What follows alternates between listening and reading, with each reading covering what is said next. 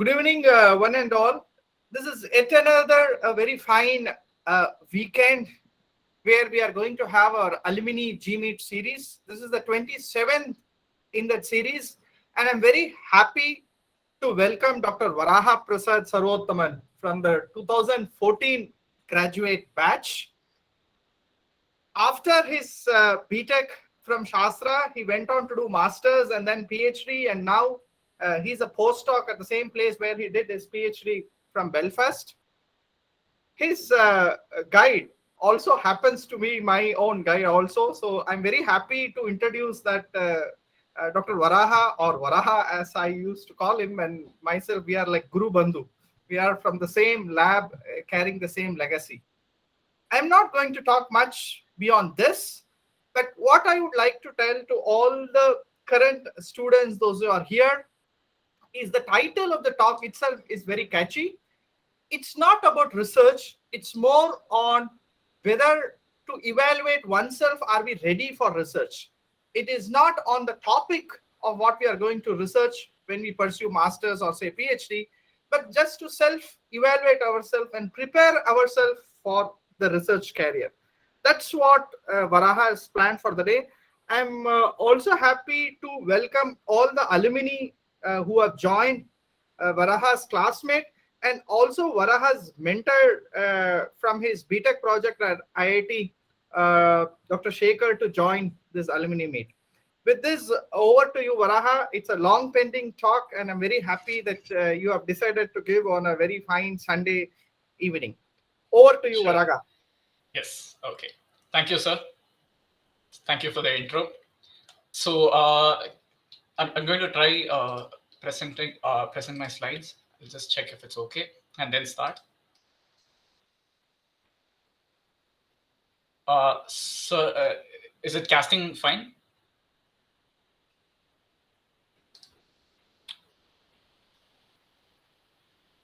Yeah, I can see. Yes. Okay. Great. Thank you, Shekhar. Okay. So like you heard from Naren sir in the intro, I finished my BTech in 2014, and then I finished my MTech in India during 2016, and then I joined Queen's University, Belfast, and I worked with Professor Vivek Ranade for my PhD. And right now I work as a postdoc in a postdoctoral role in the same lab on a different topic from my PhD. So I have framed this topic, research roles, requirements, career paths, and is it for you, with the background that when I finished my BTech and MTech, even after completing my MTech, I did feel a little bit was lacking from my side in terms of the execution in my master's thesis project, and I want to give some thought on how students can prepare towards research roles, check whether it is the right thing for them, and then talk about the career paths. So the background and motivation for this choosing this topic. So my MTech thesis at the industry was a whole year at the industry. So the first year of MTech was coursework, and the second year of my MTech was a year at the industry, which was at Reliance Refinery R&D in Jamnagar.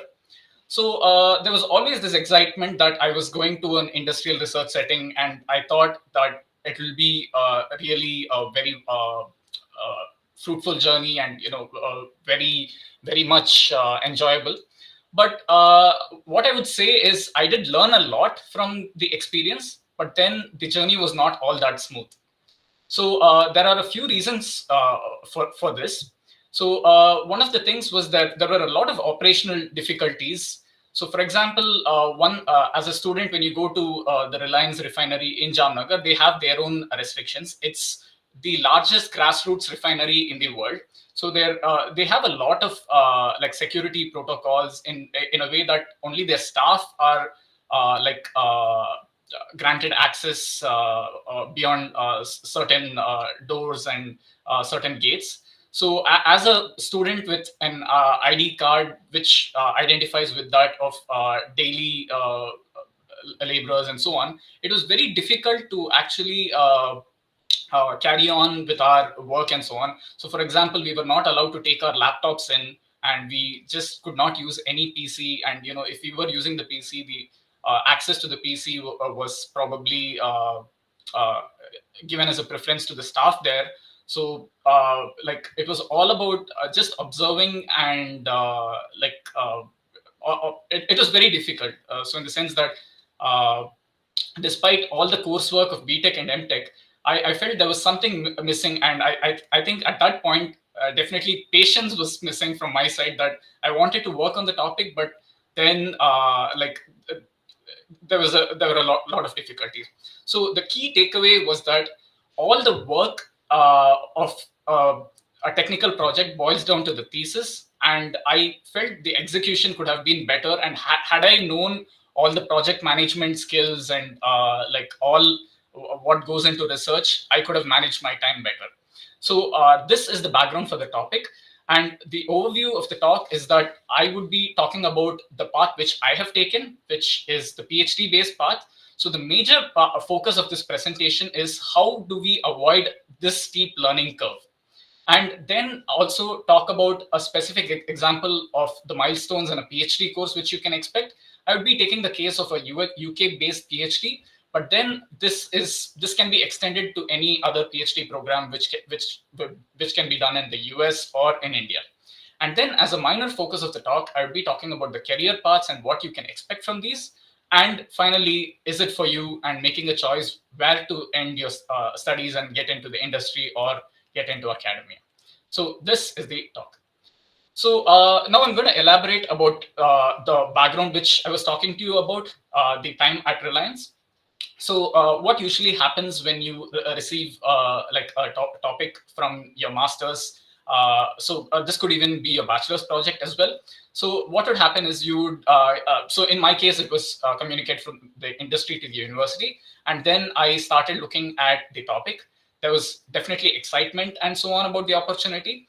And then like once I went into the industry R&D, there was what was expected was a literature review and an initial seminar. What happened was I was very, very underprepared for this. So there is a certain functioning of the industrial R&D, and they have a few experienced people. And when I say experienced people, I'm talking about 30 or 35 plus years of experience. And to them, the literature review which I prepared was very shoddy, and it was not acceptable at all. So what happened was at least 2.5 months of work was wasted, and I was asked to reread the literature and redraft plans. And then what happened at the experimental stage was, despite careful planning, what happened was, so I was working with something called a slag material, and this came from a pilot run. And what happened is the way I set up the condenser, that collapsed and that fell. And I remember there was like escalation of this matter, that first of all, that the condenser was set up in an unsafe way and so on. So the problem was, with a very fast-paced industrial R&D, there is not enough time for them, for the immediate supervisors to actually mentor you. And it is assumed that you know a lot of like the basics or the prerequisites are known. So what I felt was, maybe this is probably just my experience, or like I just feel like 70 to 80% of the students would fall under this umbrella of people who might be underprepared. But then there would be 20% of the people who are prepared and they have all these kind of things and are very cautious. But I was definitely on the unfortunate side of things. And then on the bright side of things, what happened was I was actually able to complete this project successfully. And at the end of 9 months, I was able to show a greater than 90% isolation of the end product, vanadium pentoxide. And this was the process. And I can say that this process has been taken from just the lab scale up to almost the, so far I've been informed that it has gone up to the pilot stage from the people who have worked.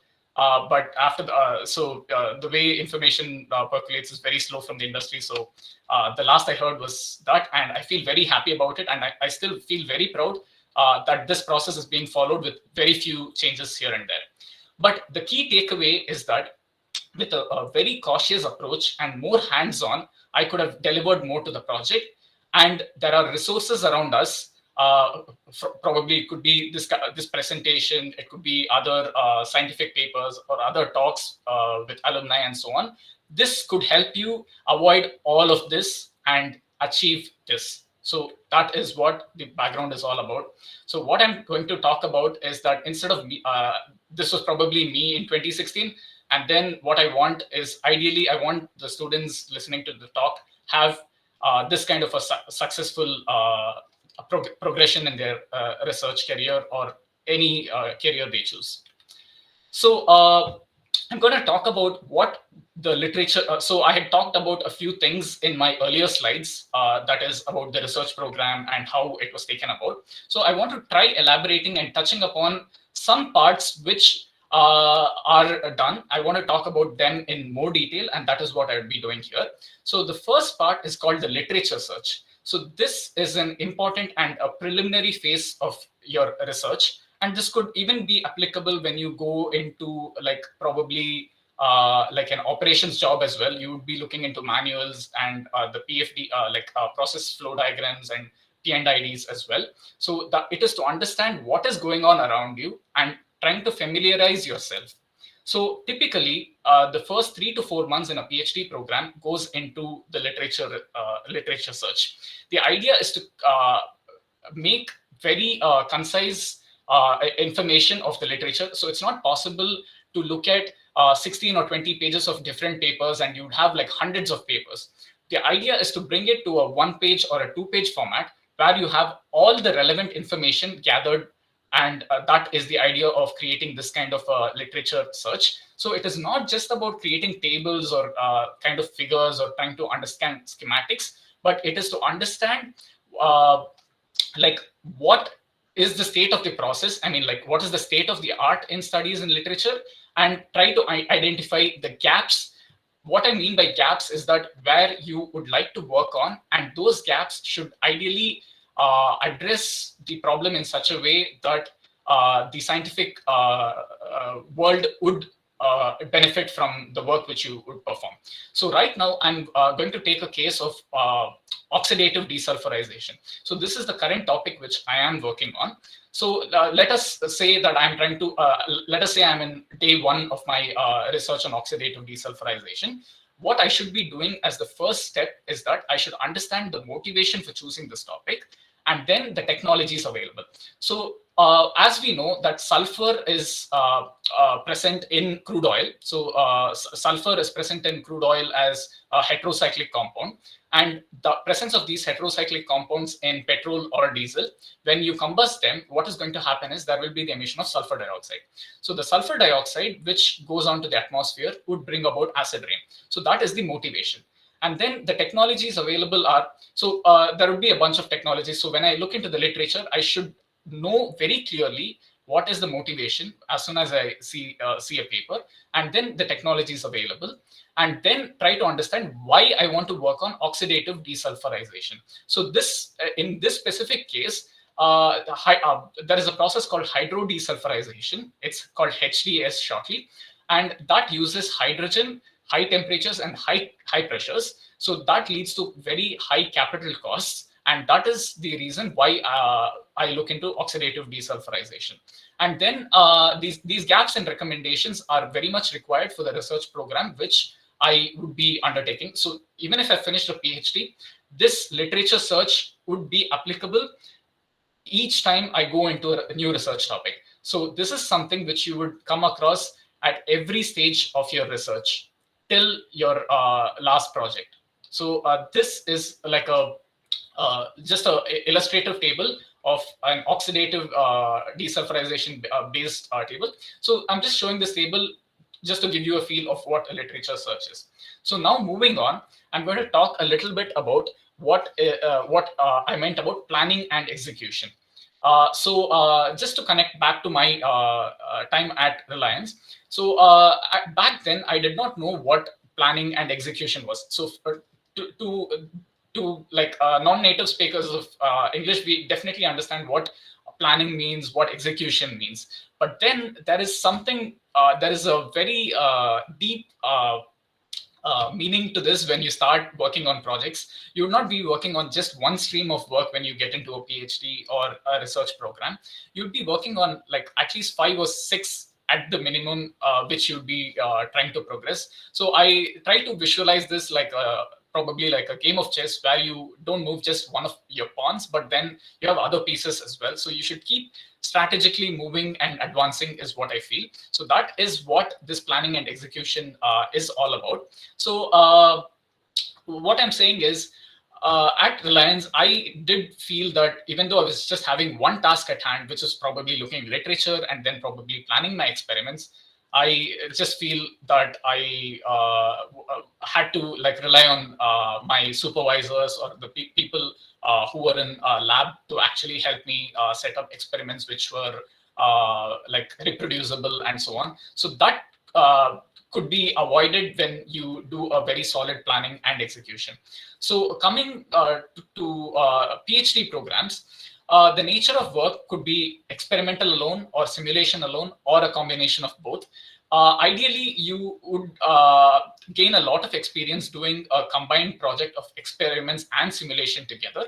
And then PhD programs could also be of academic, that is university lab based alone, or you'd be collaborating with industry, or it could be a combined work where half of your thesis is with the industry or half with your university alone.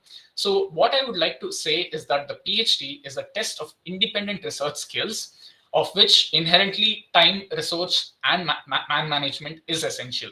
So at the start of my PhD, I thought it's only about research skills, but then it's not just about trying to solve the problem in a technical sense, but also how you manage your time, the resource, and management. So for example, you would think it is only about making sure you have your reactor and your test facilities, for example, like some analytical techniques and so on.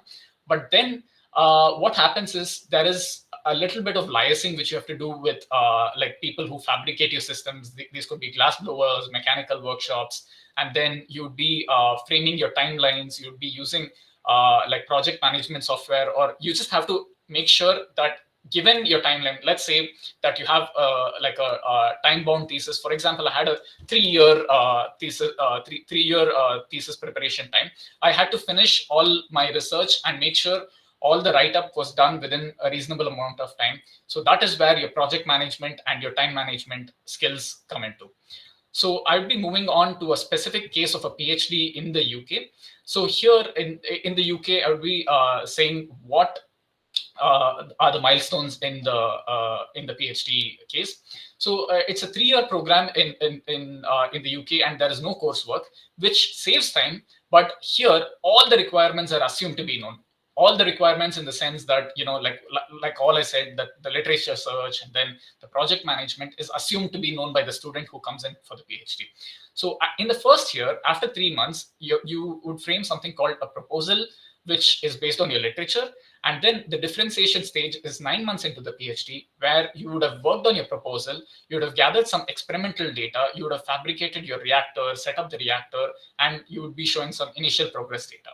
And then in the second year, what happens is that you'd be going into an annual progress review, and then you'd be presenting a few slides. It could be between 10 and 15. You just tell them what is the current state of your research. And then there is a poster presentation to the department. And then in the final year, what happens is that there is the same annual progress review. And at this point, they want to know how much progress you've made on your thesis, if you would need an extension, and of how much extension you might need. And then there is an oral presentation to the department. So at this point of the third year, you would have progressed pretty much, and you would be knowing the ins and outs of your topic. And it's expected that you'd be able to type the thesis and go on to your viva after this point.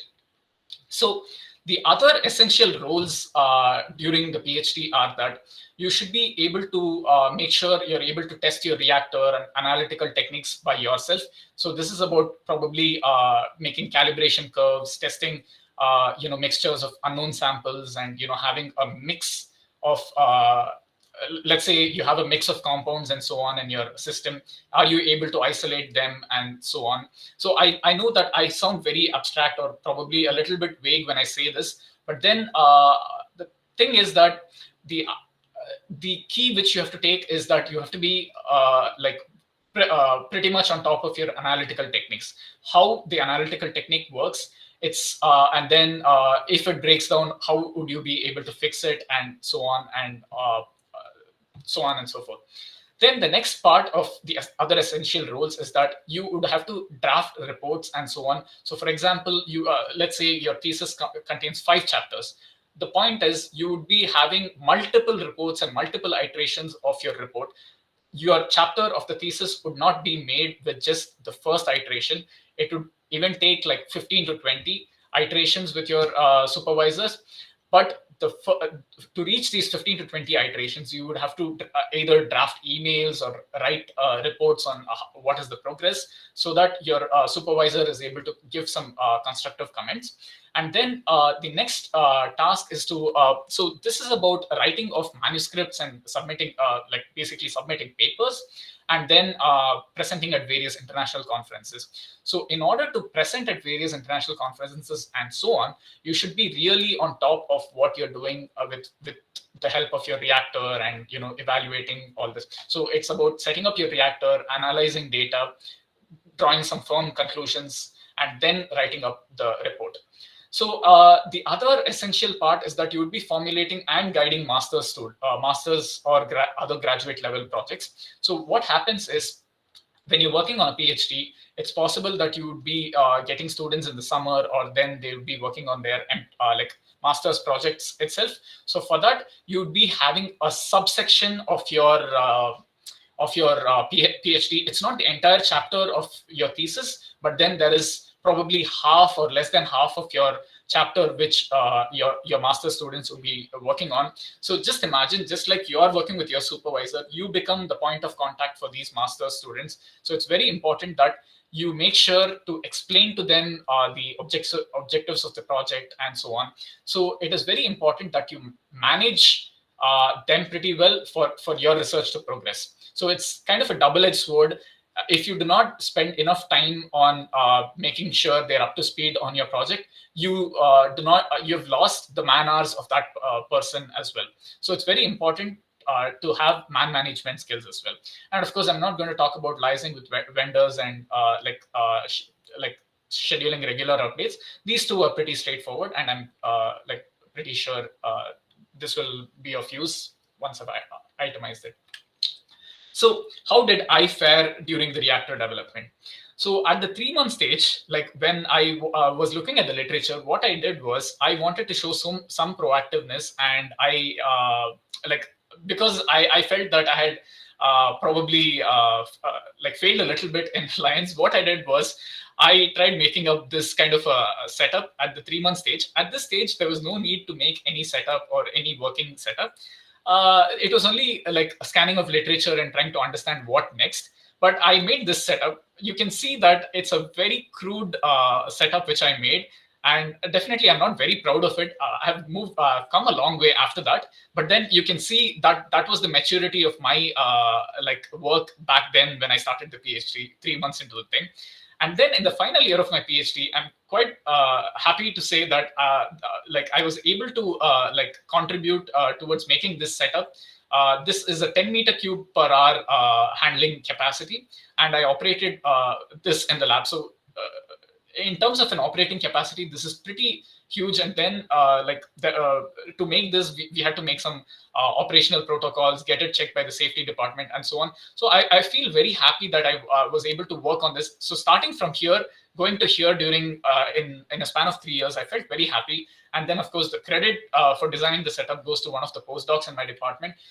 In all of this, I probably did not tell you that apart from the supervisors, there are also like valuable advice you would get from postdoctoral staff in your group. So that helped me shape my research a lot.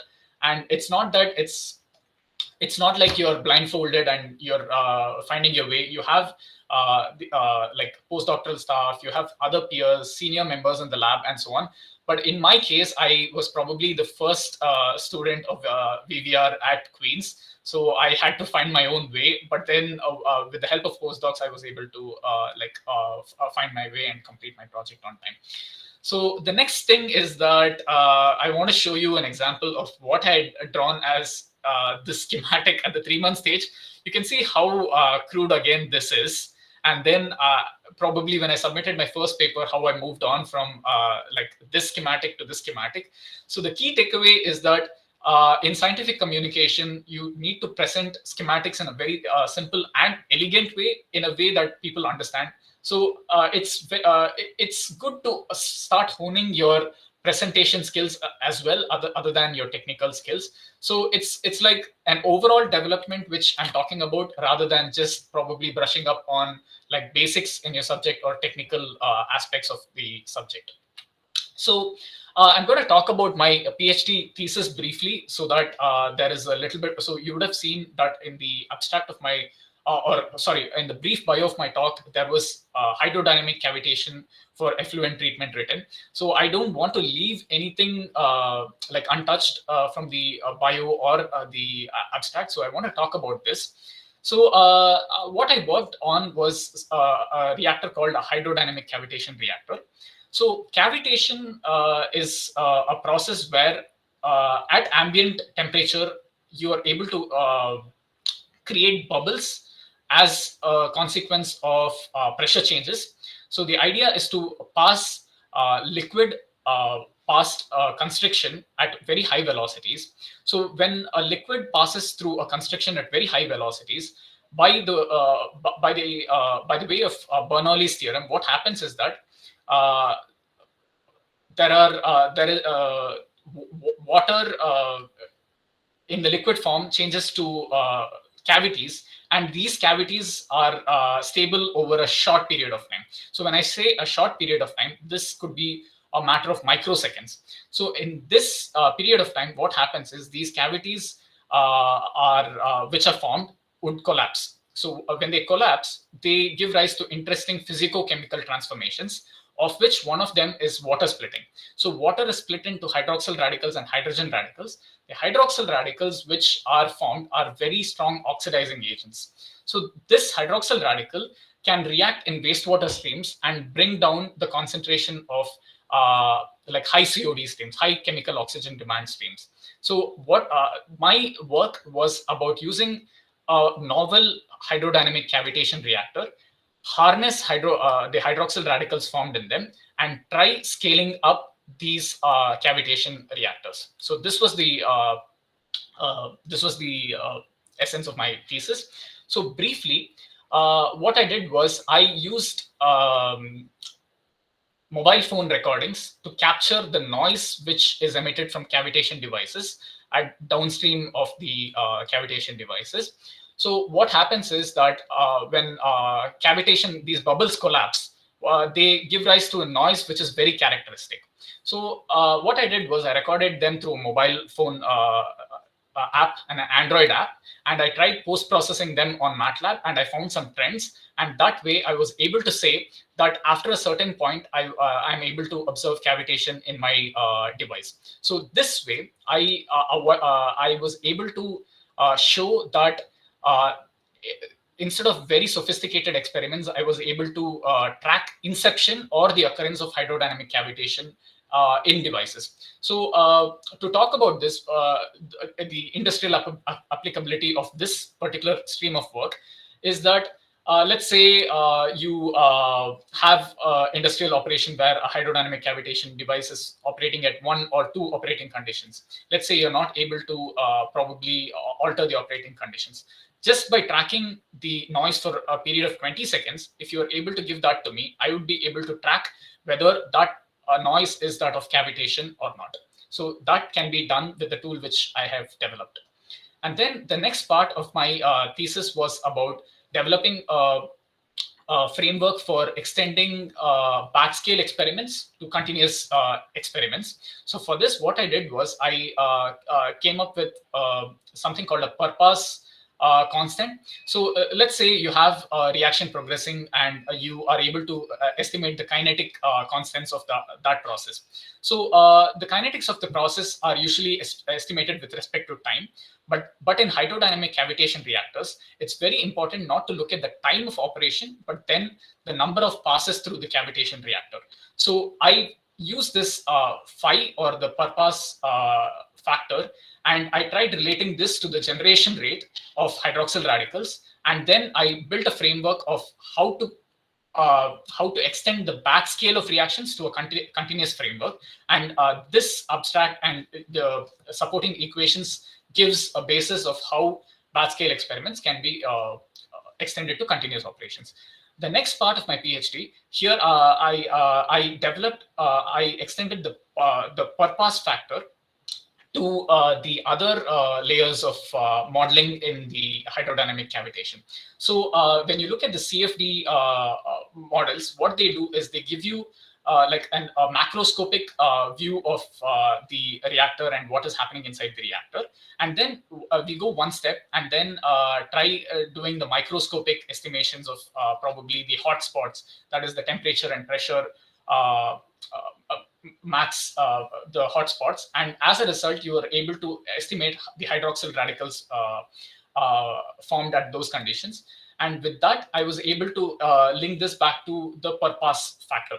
So like here, the CFD model was not developed by me. It was developed by another postdoc. But I was actively involved in performing experiments and then developing the microscopic cavity dynamics model, and then validating the multi-layer models. So this model was probably like the first time where like an assembly of the different CFD cavity dynamics models were linked to the reactor performance. And this was a part of my thesis. And then as a final part of my thesis, what I did was I tried understanding the scale-up behavior of the cavitation reactor. So as you can see, dt is the characteristic throat diameter of the cavitation device. So this cavitation device, which you see, is probably of 6 mm throat, and the 6 mm throat is probably plotted here. And what you can see is, as you increase the scale, the performance of the cavitation reactor decreases, and after a certain point, it plateaus. So this is what I found, and this was enough to complete my thesis. And these four elements together came together as my thesis and contributed to the thesis which I performed at QUB. So in conclusion to the requirements and how to be prepared, I would like to say that there is no one size fits it all. So the experience which I shared would not be the one which you would have. You would have a totally different one, which is very fulfilling and very smooth, or it could be more difficult. But then the best is to keep developing relevant skill sets. For example, I've talked about probably like making reactors and then setting up analytical techniques and so on. So just try to visualize what you would be doing in your PhD. And for this, probably, I think the best is to talk with your alumni, extended network, and so on, like what it is to take on research projects and so on. So the best is to probably focus on research intensive internships, try to see what is being done by master's students, PhD students, or like the postdocs in the lab. You learn a lot. It's best to keep your eyes open and try to learn from them. And definitely making mistakes are okay. And then just make sure you always ask questions when you do not know something. No one is going to judge you when you're trying to learn. Okay, so the next part is about career paths, which open up when you finish a PhD. So I look at it as the industrial research stream and the academic research stream. So from my experience in Reliance, what I would like to generalize here is that you work on quite diverse topics, and then you need to keep changing based on industry trends. So for this, you would be reading a lot of scientific research articles. You'd be reading like industry reports and so on. So what I noticed was there were some yearly reports and so on, which they were looking at very carefully. So you'd not be looking at the whole report and so on, but you'd be looking at some specific parts of the report which give you some valuable information for what you want to do next. So in the industry, your deliverables are time sensitive, and then everything is about generating revenue and then looking at possible new ways of generating revenue. So the industrial research part is in this, there is not a lot of mentoring which you would be doing. Uh, you'd be working probably by yourself, or you'd be working with a team of people.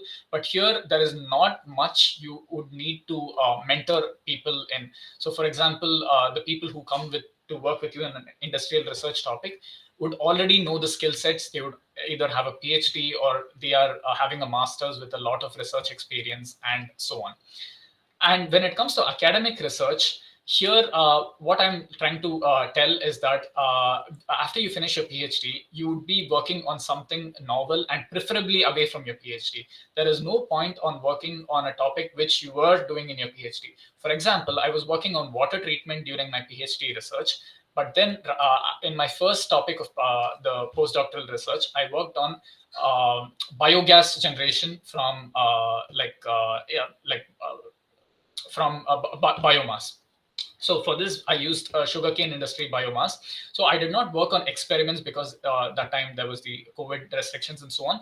But then I worked on MATLAB models, and I was able to contribute fruitfully to the project.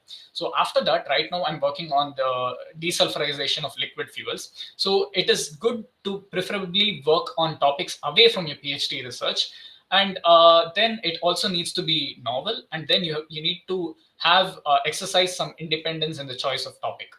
So what you'd be doing and aiming at finally is to establish a research group and have a vision of what you want to contribute. So for example, the keywords which you choose so for example, I have so far my keywords are probably hydrodynamic cavitation, water treatment, modeling, and scale up. But then what I should ideally try doing is I should probably try moving into process intensification, scale up, and have it as general as possible. Do not try to work on the same topics as your PhD, but then try to work on something which is like really innovative and contributes to the society. So what happens in academic research is that you need to write proposals. So for example, I'm working as a postdoctoral researcher. So this proposal or grant was written by my supervisor, and that's how I'm working here. So as an academic researcher, you would need to write proposals and grants. This again is going to be a learning curve. So this a learning curve, I'm not going to try telling you that I know about it or anything, but I've been seeing people write proposals and grants, and I've heard that it's very difficult. I need to learn this. So probably I'm at that stage where I need to learn on things and then so on. So, and the next part is about guiding students. You'd be either guiding PhD students or master's students and so on.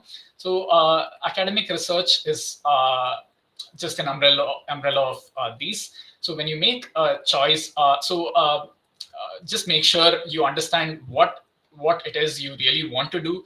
You want to carry out research on topics which keep changing like a year, 1 year at a time, or do you want to keep working on topics like probably 5 years together and then change the focus and so on.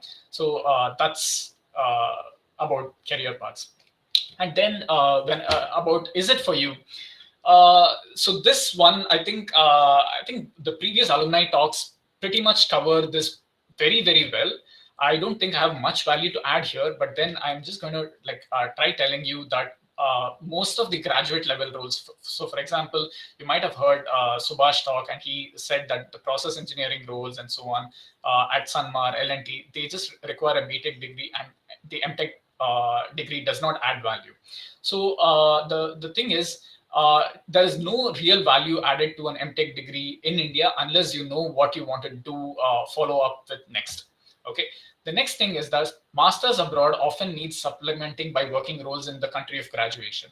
So let's say you do a master's either in the UK or let's say somewhere in Europe or in the US. There's no point in probably coming back to India and trying to work. So that, I mean, probably you would want to come back to one of the R&Ds, one of the good R&Ds and work. But then it's always a good idea to try following it up with a couple of years of experience in the country of graduation, try to understand and take it to a logical completion, and then come back to probably India. And then that's how I look at it. I could be wrong. And I think there are a couple of people who can comment on this after my talk as well. And then the research performed at BTech or master's level is quite broad and not in depth for the roles which I discussed. For example, let's say you want to get into an industrial R&D. I believe that it's so much better you approach that with a PhD degree is what I think. So PhD level roles are suitable in like industries like Tata, Shell, and Reliance, and so on. And then for academics, you have various universities across the world where you can carry out your research. So I hope this gives like probably a little bit of more exposure than you already had on research roles. So that's it. Thank you. Yeah, thank you, Varaha. That's very nice. So I Sure, would sir. request people to post your questions on the Google chat. So in the meantime, they post. So let me just Okay. ask 2 questions. So others, you can kindly post the questions on the chat. Okay. So my first question is, Varaha, is this. So Yes. you showed your reactor setup and you showed that it was very simple, or probably you word it as crude, and then how it became sophisticated or larger Yes. in size. Yes. Now, I have a different perspective on this. Okay. I mean, different way of looking at the same thing. Is that when you want to start an idea, it can be Okay. simple. It need not be sophisticated. We really don't require very sophisticated setup or instruments unless otherwise it is demanded by that research question, right? Sure. For Okay. proof of concept studies and or to test whether that idea is even working or not, as long as that can be detectable by a given technique. I Okay. think that is why we start with very simple to do models, so that the liability is very less in Sure. terms of estimation of the setup. And then once we get confidence and once we are very familiar with what we want to look and how it works, and that's how we scale up. Sure, So sir. Sure. that's my way of looking. So I just want your input or your thoughts on that. The second question, I'll finish the second question and then you can take it up together. The second question, Okay. you're noting down. I just want to be sure I answer the first one because Yes. I have a little bit of a difference of opinion. So you can then finish the first question and then I will talk. Yeah, go ahead. Okay, sir. I think you might have heard the thing, do it right the first time. I'm not expecting, did you hear it from VVR at some point? Like during your PhD? I heard it like multiple times during my PhD. Okay. What? Do Come it again? Do it right the first time. Yeah, do it right at the first time. Yeah. Does not, I mean, it means that do it appropriately right at the first time. It's not like doing mega size at the first time. I mean, it's not doing sophisticated at the first time. It is like, if I want to measure length, I should measure length. I cannot measure area and then convert it to length and something like so and so forth. So that means we should know what we need to measure, why we need to measure, and we should do see whether we have that technique to measure what we want, what we ought to measure. Okay. Yeah. So I think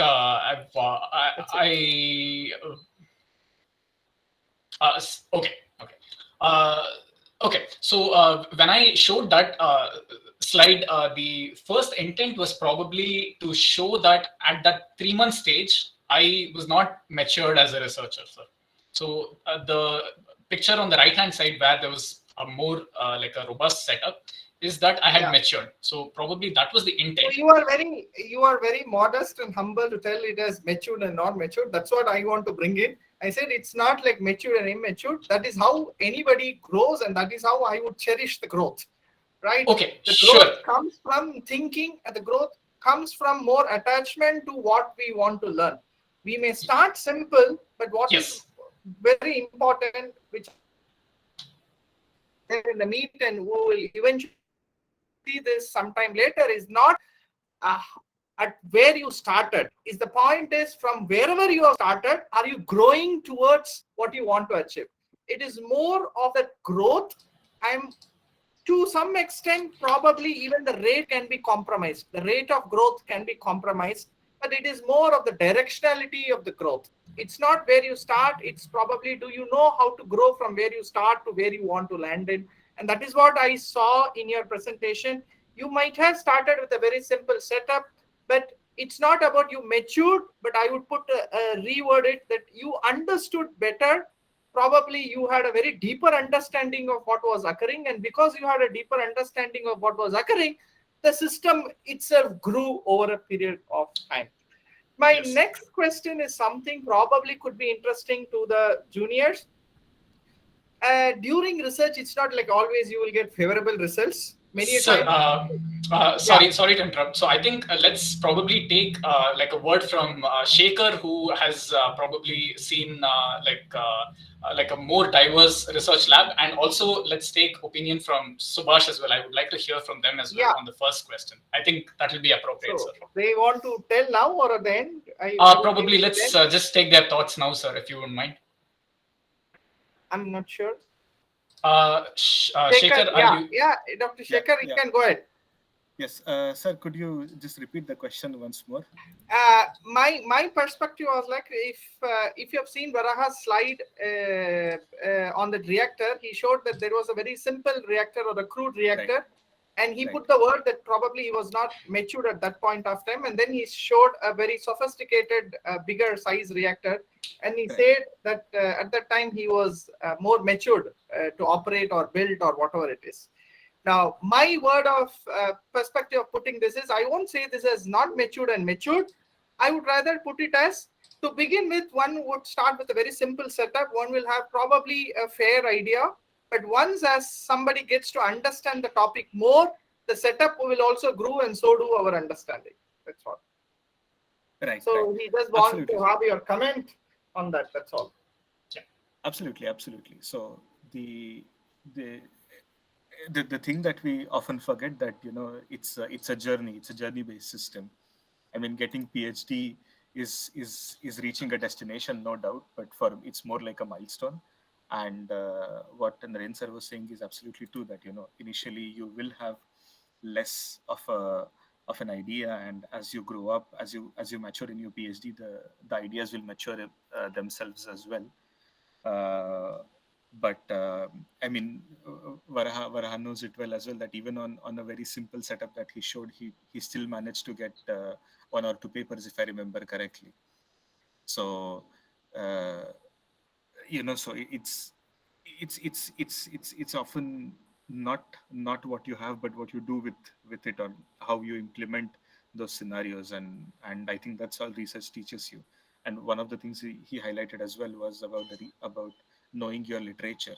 So if you know your literature very well, if you have correct understanding and enough understanding of what is lacking, and if you can plug those gaps by doing your research, it really doesn't matter what kind of setup you are working, as long as you have an idea of what you could do. I don't know if that is Yeah, that's I something think we are really in pretty much, I think we are in pretty much sync, because you also captured it as a journey, right, rather than as the states. for Okay, sure. At least I for think me, that's definitely more of a journey. good. Yeah, so we have got some other questions. I think Varaha, you can read those questions, or Okay. you want me to read those questions? Sir, I'll read them, sir. So you can I'll read the start with. question, and then Yep. you can probably answer it, and then we will go to my question at the end, when there are no questions from the students. Sure, sir. Yes, sir. Okay. So I'll start with Arima Narayanan. In this era of globalized higher education, how do you think merit should be defined? Who do you think should define it? Very philosophical, huh? Sir, I think I will not try answering, but I think I'll just leave it Yeah, to. you can Yeah, opt to answer. yeah. So I think Probably the answer is you have to find out the answer. Still, the solution may not be there, yes. and you have So to evolve to find an answer to yes, I think. Aryaman's question. Yeah. Okay. So I think let's leave it at that. I'm sorry I He can't give is a a direct answer. graduated alumni. He is actually pursuing a master's close to you in Italy. Okay. Okay. That's great. Sure, sir. Sure. So the next Okay. you can take, I think he is a second year student. Okay, yes. So, Venkata Sharma, so I'm reading your question. You said that energy due to the cavitation should be enough to split water into hydroxyl and H ions. How is that possible, and can that energy be scaled up to an industrial level to generate enough amount of energy to generate electricity out of it? Okay. Well, okay, I can explain the first part of the question quite okay, but enough to generate electricity, not so sure. Okay. So, probably when I explained what hydrodynamic cavitation is, I think I didn't term it so well. So I'm going to try explaining it. And right now you have a chance to interrupt me if you didn't understand as well. So what happens is the like cavitation is a pressure-based phenomenon. Okay, so at ambient conditions, so at room temperature, what you're trying to do is you're trying to force liquid to accelerate past the constriction. So when you're accelerating a liquid past the constriction at very high, like at high accelerations, what's going to happen is the the water in liquid form transforms to vapor, and that is stable over a very short like spatiotemporal scale. So what happens is after this the bubble implodes. So that bubble implosion is what makes the generation of hydroxyl radicals and H radicals. So it's not ions, but it's radicals. So radicals are short-lived species which attack chemical species in water, and that can bring down like the pollution of water, like waste. They can treat wastewater. So that is what happens. Okay, so these are not ions. These are not H plus and OH minus ions, but then these are OH radicals and H radicals. Okay, and then I think probably because I said this, the second question need not be answered, I think. So I don't think there is enough energy to generate electricity out of it. So yeah, I hope I've answered the question. If you can confirm that, we can move on. Yeah, you can go to the next one of Balamurugan. Sure. He's an alumni now. He's working. Okay. So congratulations on your PhD. Okay, good presentation. I have a couple of questions. How good did you feel when you knew you were going to work under VVR? Cause to be frank, when choosing perspective for PhD, one would go for the best professor or at least the topic of interest. Seemingly, you were lucky in both the point of view. Just curious to know. Well, I don't understand this question. How you started with how good did you feel, and then you've gone to lucky. I mean, like, can you just probably unmute and speak what you are trying to ask? No, am I audible now? Yes, you are. Yeah. To be frank, it's very difficult to choose the PhD for someone towards the industry. Like you either go for the best professors or the topic of interest. It'll be very hard to find someone who is like mutual in both the things. Either you have to like compensate with the interest or with the best of professors, because that do happens because the availability of funding with respect to that particular topic is very difficult, particularly if you choose Europe. So that problem is always there. Like working in a Dr. Ranade was something like way beyond reach, as like for me at least. Like he's like a man of God for with respect to hydrodynamics, and I actually admire him much. That's why I just wanted to know like how exactly you felt like when you know that you're working on that. So for me, yes, of course, there was. I did feel good back when I understood that I was going to pursue my PhD under him. But then I was always, held back and like cautiously held back. There were a few mentors of mine who said there is a lot in terms of responsibilities rather than feeling good. Of course, there was that feel good factor that I was going to work with him. But then what actually kept me very grounded and like made me finish on time was that I was reminded of the responsibility which went in with the PhD. So that's what I think. Probably it's a more serious take on what the question which you asked, but then that was my reaction. Is that okay, Balamurugan? Yeah, got it. Okay. There is also a second question from Okay. him. Did you build data-driven or physics-based models on the cavitation sounds that you collected? How far the models were built useful for the industry? Okay, so I did not build data-driven or physics-based models. No, what I did was I gathered cavitation noise and I tried to post-process them on MATLAB using different tools. So, for example, let's say that you have like a normal noise of probably water flowing through a pipe. That does not have like frequency spectra similar to that of cavitation. So cavitation has a signature peak between 2 to 5 kilohertz. And what I did was my approach was to test like orifice-based reactors, which are conventional reactors, look at the signature of those peaks, and then try compare it to the vortex diode. So I gathered this data and tried comparing this between orifice and the vortex diode. And then I tried showing that instead of going for very sophisticated hydrophones or any of very sophisticated equipment, you can just do it with mobile phone recordings. And that was my contribution.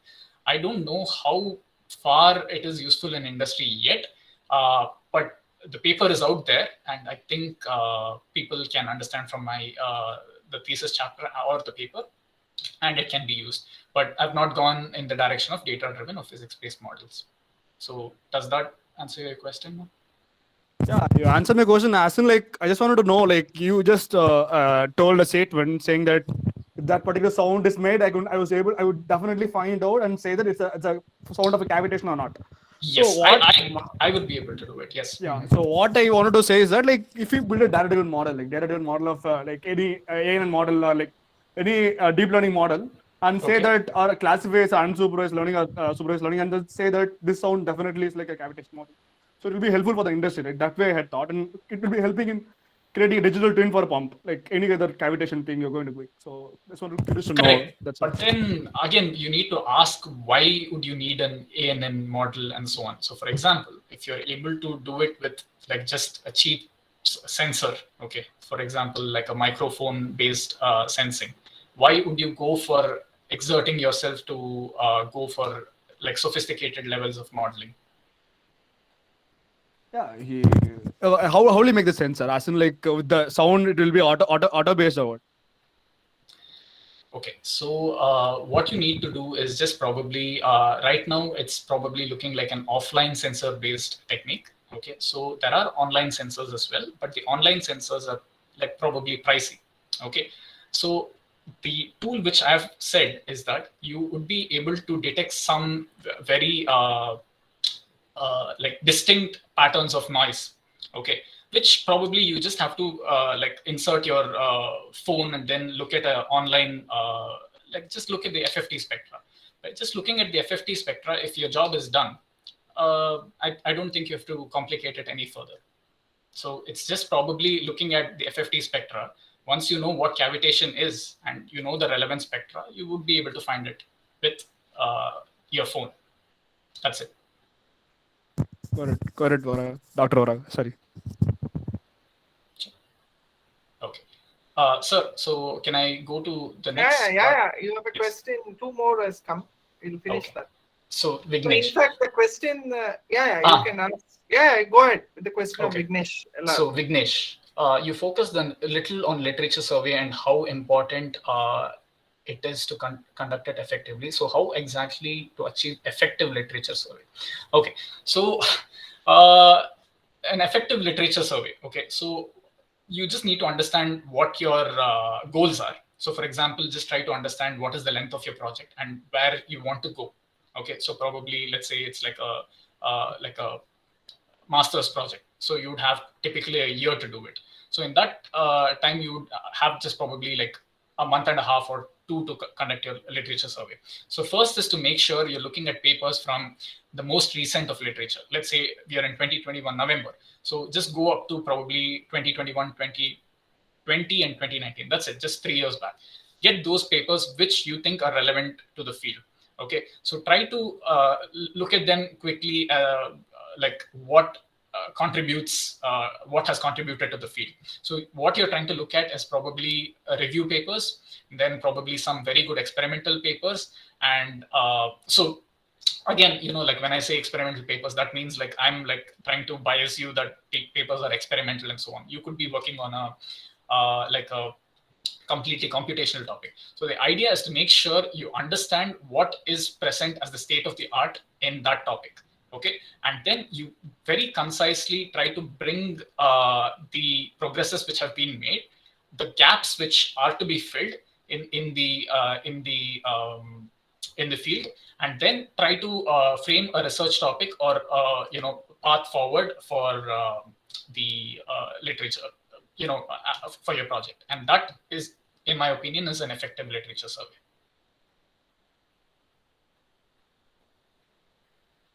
So yeah, we have one more question of Okay. Anirudh Mukund. In fact, that was my second question.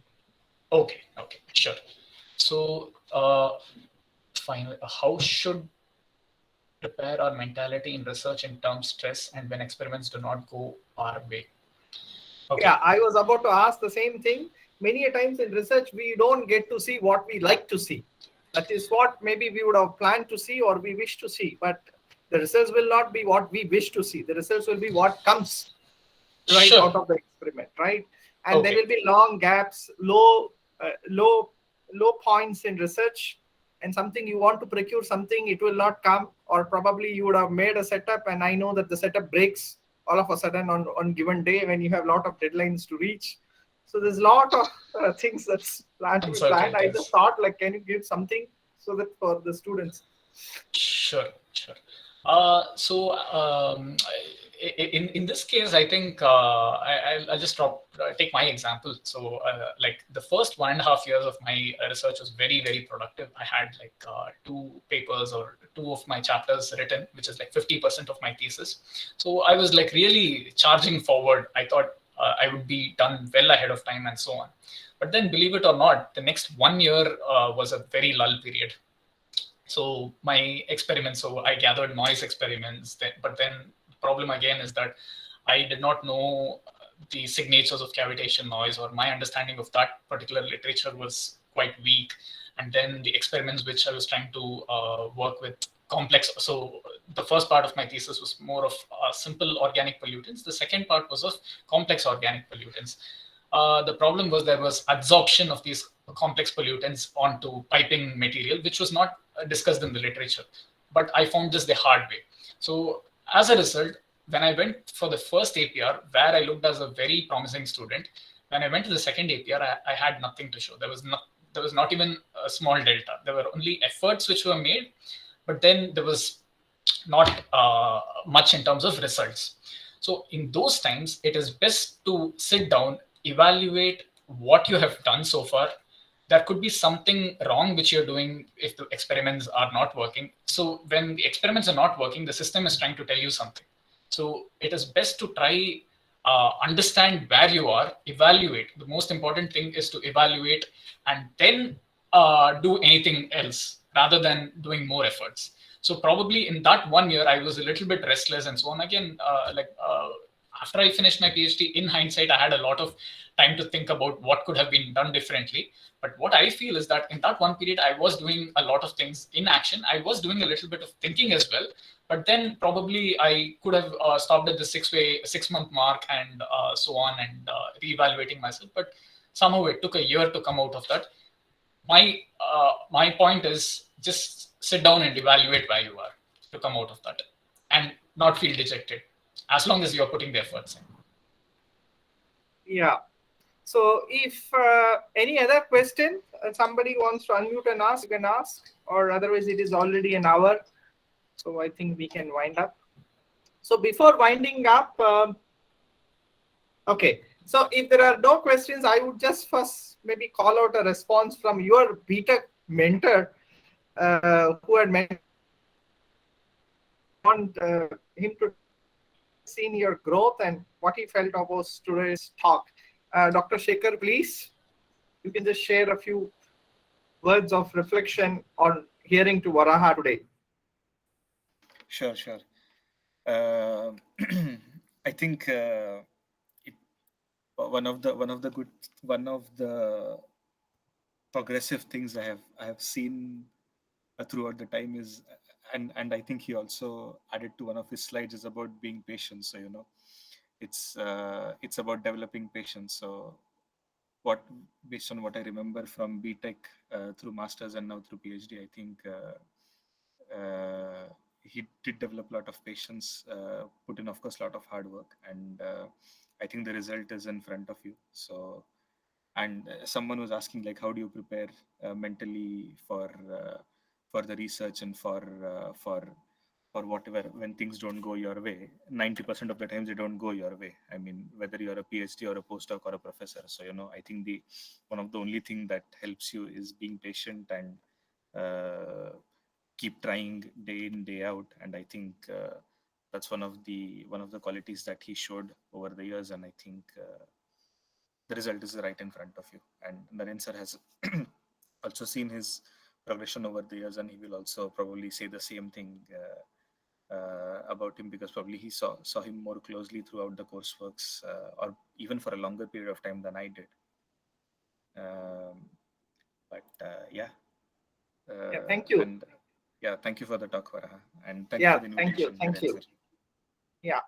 So maybe I also want to have one more reflection. Probably, I think Adav is your classmate, 2014 Adav or Subhash? Adav? I'm not sure this is which Adav. I'm not sure of the second year students' name list yet because of online class. Or otherwise, Subhash, if he's there, you want to tell something? Yeah, of course I can go ahead. Adav. It is Adav. Subhash, and then we'll go to Adav. Subhash, no, Adav, I want Adav to speak because it's been so long. Okay, Adav, is ready also. Adav, you're not audible. You're not audible, Adav. I think there was some issue with Adav. Okay, Subhash, you can go ahead. Adav is back. Okay, I can go ahead.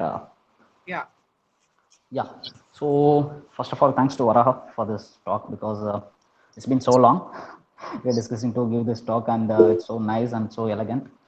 Two things I would say, because I have watched him in a very close friend from his UG days. So two things I would say for the present students to take away is, first thing is he took a very bold decision in joining UPES, because at the time, because he got a job in IT, TCS, he didn't want to go to IT. And we were, of course, in Sastra, how core placements are, it was very poor. We got only one company at that time. And even though he was inclined towards core industry, he analyzed him very well, evaluated that it won't suit for him. He's more good towards this research field. So he was very strong in taking that decision UPS, because frankly speaking, at the time it was too costly. The fee, UPS fee structure is very costly. And one more thing is, UPS is something most industrial focused course, but he was looking for something into academics or research. So he was not pretty sure, but he made that opportunity, utilized it very well, and converted into a research kind of thing. So that's where I think he's one of the only 2 students who got industry internship that time. Very few students out of his class. And one more is, of course, our Sudarshan, one more thing. And the struggles he faced in that 1 year Reliance Jamnagar, it was, it's very harsh. Industrial atmospheres are really harsh, and he didn't exaggerate that much. But he can definitely write a book, because we used to be in constant touch at the time. Every day we used to speak the struggles what we are facing there. But second thing, so first thing is he took a very bold decision. Second thing is he never complained till now about the decisions he took, even though the struggles faced by him was so high. Because now also we can find people complaining like, I should have done that, my life would have been like this, something like that. But not like, even though those periods were not that much smooth or pleasant, he was focused on his journey, the destiny, and now he's in a very, I would say, in a very very best position. In our batch, I could say, in a very good best position he is now. So that 2 things I feel I want the present generation students to take it. That's it. Thank you. So in fact, I just want to add, I'm not sure, I think that was the time when people started from here to go to UPS, and I think after that subsequently many people went, and all of them are in one or other good positions. And both Varaga and his other classmate friend, eventually both of them had a very fantastic mentor at also UPS, a very, very prolifically known person, and then went on to do PhD in a very, very prolific place and an advisor. Yeah, Adav, you can share your thoughts of how you see your classmate today. Still, it is not audible.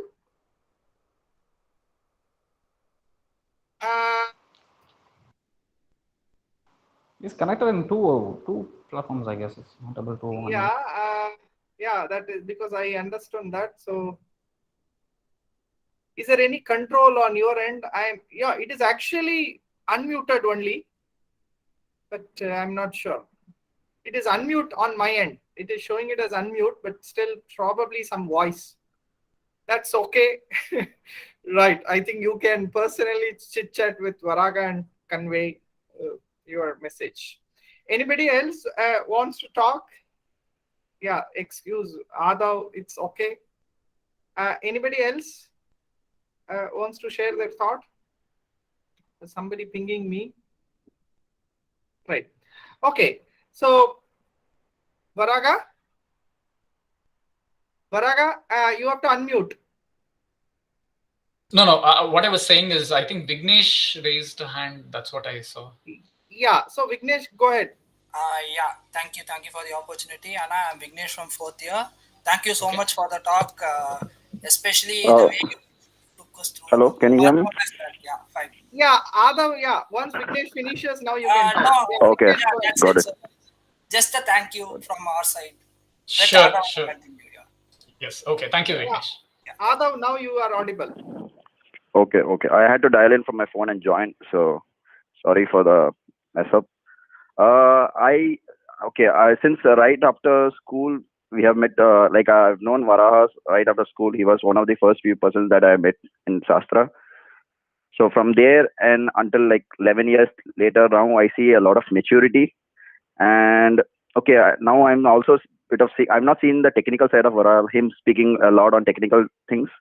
And now I feel like I'm sitting in a Big Bang Theory show, like where Sheldon is talking something. So it's all Greek and Latin to me, all the chemical engineering. I have left chemical engineering right after I graduated from Sastra. So, and I see that, he has put in a lot of effort, the way he has matured, the way he speaks, the way he communicates. There's a lot of things that have changed in him, and he has also grown as a person. And after college, I believe I've connected with him only twice, on that too, on a phone message, text message. I believe this is the only time I'm seeing him face to face, kind of virtually. Google Meet helps. Alumni Meet helps for this also. So I wanted to just specifically join to reconnect with him, and that was the only. And this was a good opportunity. Otherwise, it's difficult to get hold of Varaha. I don't know, no comments from my end, but I'm only happy Alumni Meet helped you to get. So I was, there are a few diagrams and all which we have drawn back then for Varaha. I was just scanning those. Yeah, I'm not telling anything of that in the recording video. Yeah, I know Subhash would know, like Vinay Tandevara and all those stuff. Right. So thank you, So Adav. it's good to see you, Varaha. Great job. Like, all the best for your career. We'll reconnect after this. Yeah. That's it, sir. Thank you, Adav. Varaga, you have to unmute. I think you're muted. Oh, sorry. I just wanted to thank Adav. So yes, that's it. Yes. So you should thank me for the Alumni Meet. You should thank IIChE for the Alumni Meet, so that eventually you can catch hold of Adav. So to sum up, I'm very sure, leaving aside the technical part, as I said, it is not about the technical question that he presented today. It is more of the research journey that he presented today. I want all the younger students to take it. Research by itself is, I won't say strenuous, but it takes effort. It takes commitment. It takes to where we are engaged in the lab.